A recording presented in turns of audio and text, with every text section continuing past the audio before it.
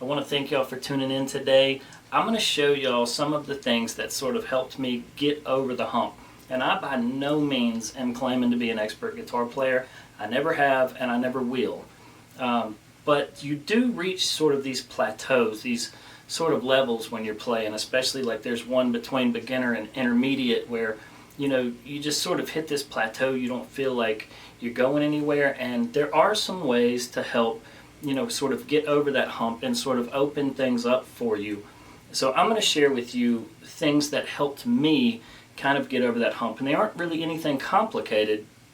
They're just sort of piecing together the neck and sort of piecing together some of these theory things. I hate throwing that word around because you can play guitar, and you can play guitar really well without diving and getting bogged down in all this theory. So I'm going to show you a few little things.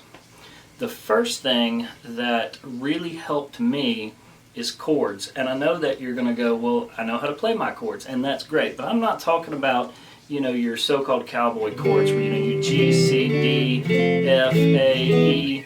But I'm not talking about some complicated chords. I am talking about these chords, but I'm talking about playing them in different places. So people will throw out a lot of different terms.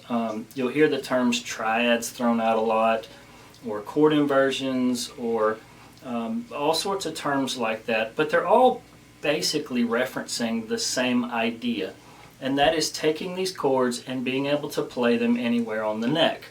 For example, let me just give you a for example. Let's take something that most of y'all probably already know, and that's the idea of a bar chord. So a bar chord is an E, and you're barring across where this nut is, and you're moving that up. So if you move it up one fret, you get an F, F sharp, G, G sharp, A. That is an idea of a movable chord.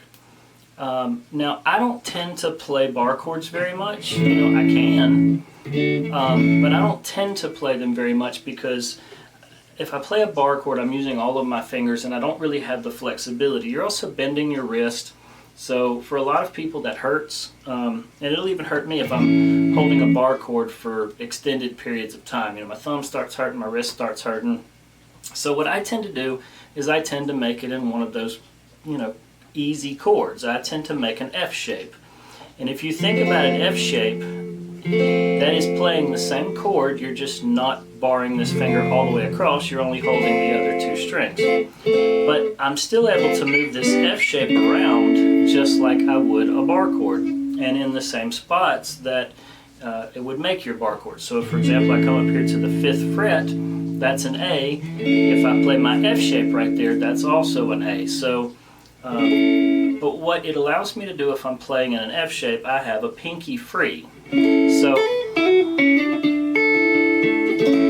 I'm able to, make some different, chords here, different styles of the, different versions of an F chord. I'm also able to, kind of play lead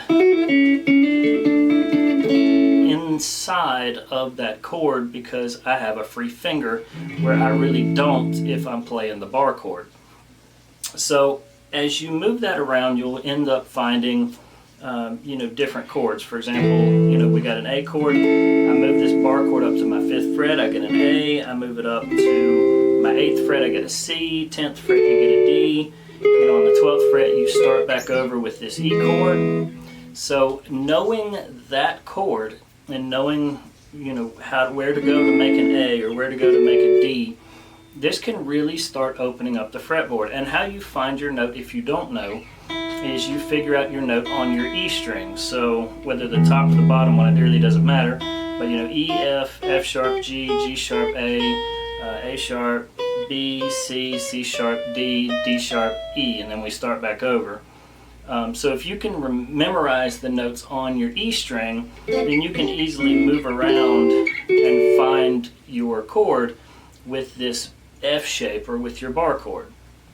Another chord that not a lot of people think about being a movable chord is this D chord. Now, with a D chord, you can kind of play 4 or 5 strings, depending on how you play it, because these open strings, the D is obviously part of it, and then this A is the 5th to a D, so it both go really well in a D chord. But as you move this up, obviously you can't play all of those strings. You're only really able to play, you know, these bottom 3 strings here. But knowing and being able to move this D chord can be really important. For example, I move it up here to the 9th and 10th fret, I get an A chord. Same as this, same as this. It's just a different inversion of it. I'm just taking this D chord and moving it up here to make an A. You know, so you move it down 2 frets, you get a G. And this D can be movable all the way around. For example, you know, Hank Jr. has a song that starts like this. So it's just this D shape playing an A, and then playing a G, and then coming back to our normal D spot. So this D is useful in moving around. The other thing that you have to keep in mind when you're moving these chords is that anything that you can do down here, you know, like we put our pinky down when we're playing a D, you can do that up here too. So any little lick or little embellishment that you can do down here in your normal open chords, you can do all over the neck. Another chord that is super useful that I use constantly is this A shape. Now once again, we can't play all the strings as we move this up, but the ones we're holding down, we can definitely play.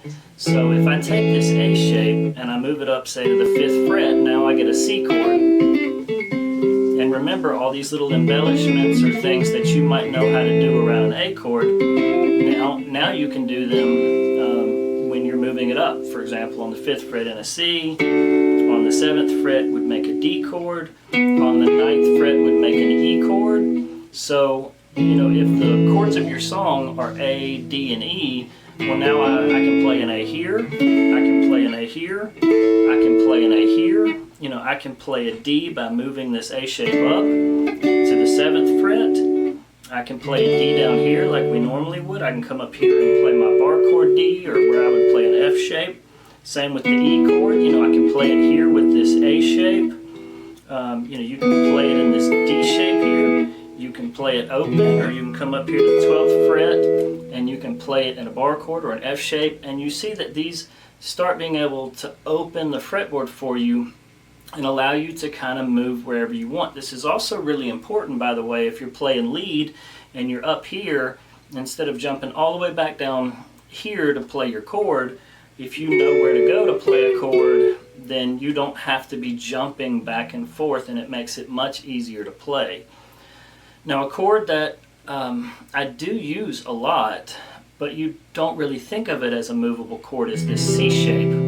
And the reason you don't really think of it as a movable chord is because we have an open G as part of this chord. So I don't use the C normally, I use a C7. So if I put my pinky down on the 3rd fret of the G string, now I'm able to kind of play all of the strings minus the E strings, and I'm making a C7th, and I can move this around. So I move it up 2 frets, I get a D7th, you know, move it up 2 more to where my pointer finger's on the 5th fret, now I've got an E7th.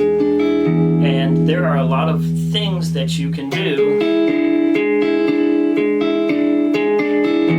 inside of this shape, and all I'm doing is making an E7th shape, yet I can move this around and make some pretty cool licks just out of this chord shape. And not too long ago I did a video on, you know, playing lead just kind of inside of these chord shapes. So you can do that very easily with these movable chords. But if you start moving these chords around, it really will start opening the neck for you and start connecting everything together. So do work on this aspect, because it really will open up the guitar and kind of get you over that hump.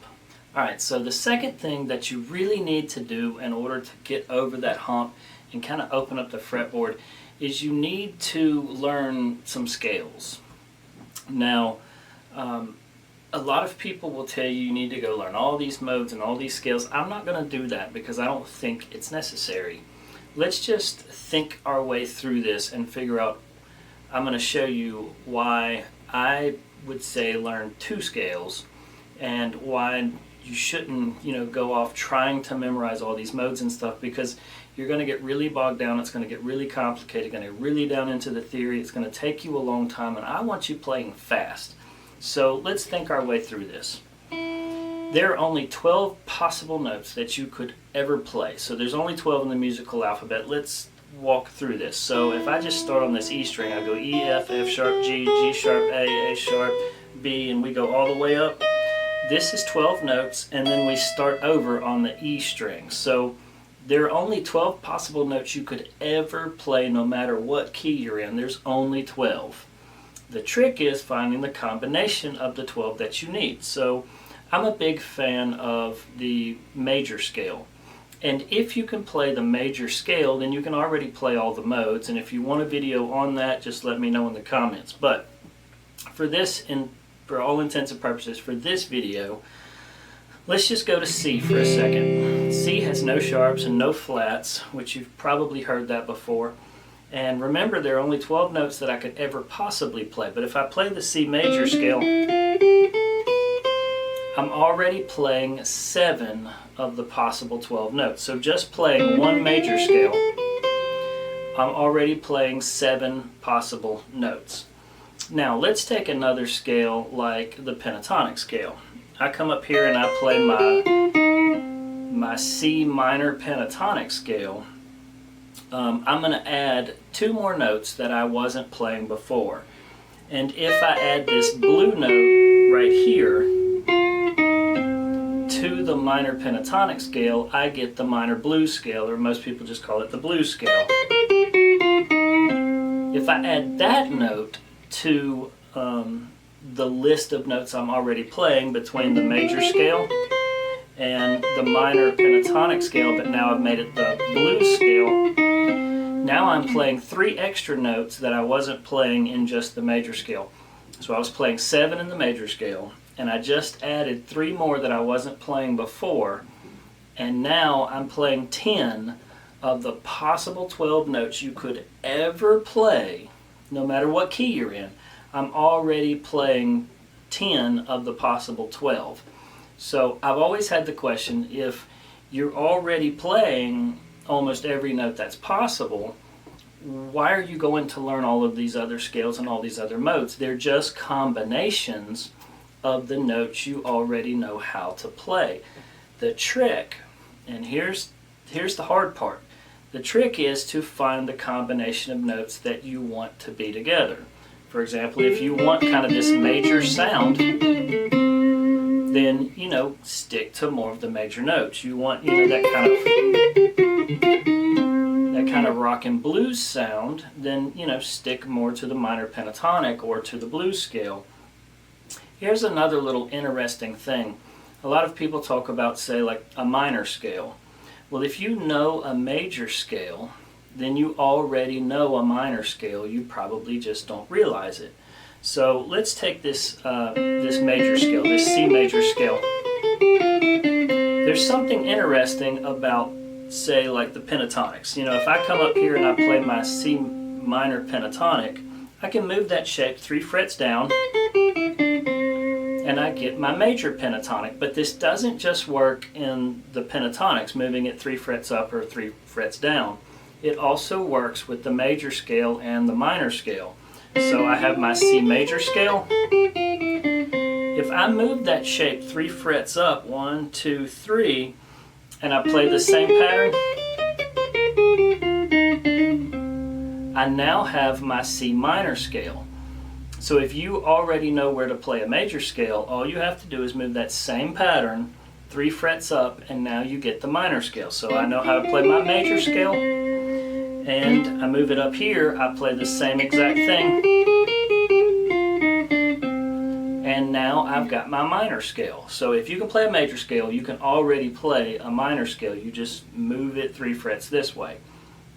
And if I'm playing my minor pentatonic blues scale and I know where my major scale is, I'm already playing almost every note that's even possible to play. The trick is to find the combination of notes that sound good or to fit whatever it is you are trying to play. I know that's easier said than done, but if you understand the concept of there's only so many notes and there's only so many combinations of notes, and you start playing around in the major and in the minor, then you're going to find that combination of notes, that suits your needs. And that's a matter of you just sitting down and practicing these two patterns and hearing what the notes are sounding like and finding the combinations of the ones that you like. Now, on this same idea of playing scales, you don't have to just play, in the major or just in the minor. As a matter of fact, I would encourage you to mix the two together. There were lots of great bands, Leonard Skinner, the Allman Brothers, lots of the Southern rock guys wouldn't just play in the major and they wouldn't just play in the minor. They would be mixing the two together. A lot of classic country, outlaw country stuff does this as well. A lot of the rock songs do this as well. So don't get stuck in, well, this song is in major, so I just have to, play major. Minor scales sound really good over major chords. Now, where you have to be careful is that major scales do not always sound good over minor chords. So, if the song is in C minor, running a major scale is probably not going to sound very good. But if the song is in C major, then running that minor scale will sound good. And mixing the major and the minor, and the way I would suggest you go about this, at least to start with, is play a lick in major and then come play a lick in the minor and just switch back and forth.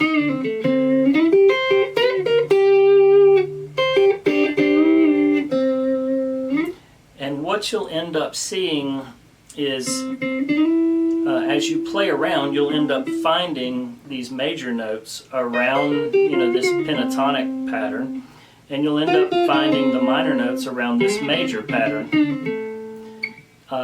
So do play around with these scales. They are really helpful, and they can, just knowing these two scales, as a matter of fact, just knowing the major and knowing this minor pentatonic and this blues scale can really advance your playing. And if you already know both of them, you can already play them really well. Then stick around for the third idea that will get you over the hump, because it's not a whole lot more advanced than what you're already doing if you can already play these two scales. Alright, so the last thing that'll really kind of open up the fretboard for you, start getting you over this hump, is kind of a combination of the first two things, kind of putting these two things together. Now, we talked about movable chords, so I can, all these inversion or these triads as you might think of them, we can now move our chords around, and we know where our major scale is, we know where our minor pentatonic scale is, but now the hard part is you sitting down and playing all these things, because a lot of times when we're playing lead, let's say we're in the key of A and we're up here playing in, say, this minor pentatonic, we're not thinking chords anymore. I'm saying, well, I gotta play this pattern. But what you start to realize is that this pattern is built around a chord. So think about this F shape, this bar chord. This pentatonic pattern is built around this A minor chord. And likewise, the major scale, or the major pentatonic right here, is built around this A-shaped chord. So as you start playing around in the neck, what you're going to see is that these things connect together. Remember, you can play lead, and I encourage you to play lead licks inside of chords. And I also encourage, just like everybody does, to play them inside of scales. What I want you to see is that the two are connected together. So I don't ever want you to get lost when you're playing. So if you're coming up here and you're playing, say, in this, A minor pentatonic shape, I want you to know that this is where this bar chord A is, so that you don't have to jump back down here to play your A chord. Or let's say you come up here to your BB King box. I want you to know that that's right where you're playing this D-shaped A. So let's come back here to our 5th fret for just a second, because I want to show you something that not a lot of people put together, like it doesn't click to them. So let's say I'm playing, right around here, and I'm in my A chord. When I go to the 4 chord in the key of A, that's a D chord. Now most people would jump back here to play a D chord, but that's a lot of wasted movement to go all the way back down here to play a D chord. Remember our movable chord shape. So I had an A here. I can lay my finger flat on the 7th fret, and that makes a D chord. That was that movable A shape where we move it up and make a D chord. So I was right here playing an A. I lay my finger flat, now I'm playing a D chord. I go back to my A. My 5 chord is an E. Now, I don't want to have to come all the way back down here to play an E chord. So what I can do, remember I was right here, I can play this C7th shape, and now I'm playing an E7th.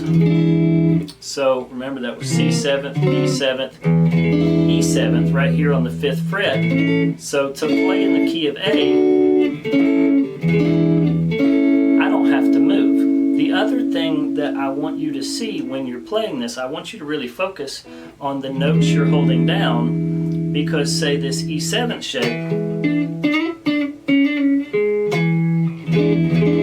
that E7 shape can be a useful lead licks. Like these are notes you can also play if the chord goes to E7. So they're not in your minor pentatonic scale, but they are useful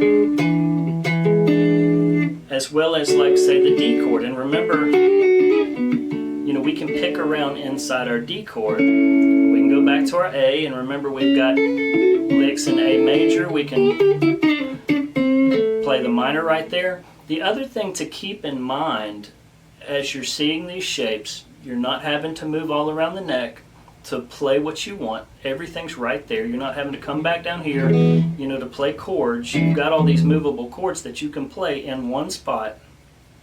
Let's stay in the key of A for a second. Let's say that the song goes to a D chord.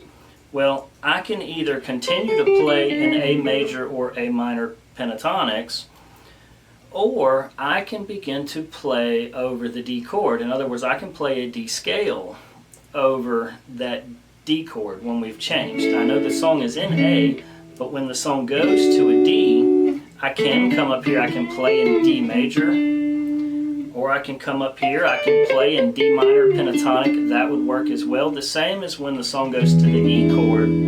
I can play in these shapes. I can play around this E7 shape. I can play in my A minor pentatonic. I can also play in my A major pentatonic, or I can play in the E major pentatonic, or I can play in the E minor pentatonic. So what'll really help you kind of open it up, and where you'll never run out of licks to play, is thinking, well, if I'm in an A chord, I can, if I'm in the key of A, I can play any of these A shapes and I can play around them. I can play in my major scale. I can play in my minor pentatonic scale. So that gives you a bunch of options already. When the song goes to D, I've got the same options. I can play around this D chord, I can play around this D chord, I can play around this D chord. I can also play in the D major scale. I can play in the D minor pentatonic scale. When it goes back to A, I still have all of the A options. I can play in any of these A positions. I can play in the A major, A minor pentatonic. You get my drift, is that as you advance, you start listening to the chord changes of the song and focusing notes that sort of accentuate the chord that's being played, or you play over that chord. Now you can just stay in A, and you can play in A major or A minor pentatonic as the chord changes. That's perfectly fine, and that will work.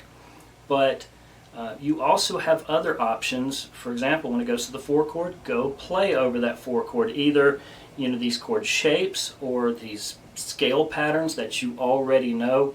So these things start connecting together and you realize that you have lots of options up and down the fretboard to kind of do whatever it is you want to do. But make sure you do it tastefully. Make sure that you're practicing all of these things up and down the neck. And as always, if you need something, just reach out to me. I'll be glad to help you.